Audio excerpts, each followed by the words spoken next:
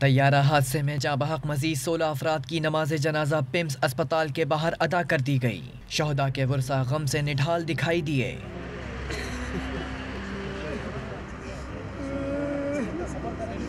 پیاروں کی یاد میں آنسو بہاتے میتوں سے لپٹ کر روتے ہوئے نظر آئے۔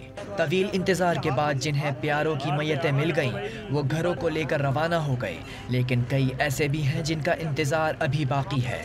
ہمیں صرف 2 لاشیں جو ہیں وہ ہمارے لواحقین کی ہمیں آج دی گئی ہیں، اور باقی 18 جو میتیں ہیں ان کا ابھی تک کوئی پتہ ہی نہیں چلا جی۔ اس سے پہلے وفاقی وزیر طارق فضل چودھری نے بتایا کہ تمام میتوں کی شناخت کل تک کر لی جائے گی۔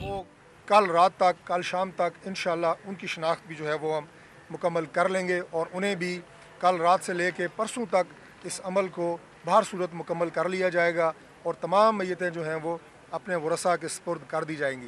سانحہ حویلیاں کو 7 روز گزر چکے ہیں اور لواحقین کے صبر کا پیمانہ لبریز ہو رہا ہے۔ وہ پی آئی اے اور پمس کی انتظامیہ سے مطالبہ کر رہے ہیں کہ جلد سے جلد شناخت کا عمل مکمل کر کے میتیں ان کے حوالے کی جائیں۔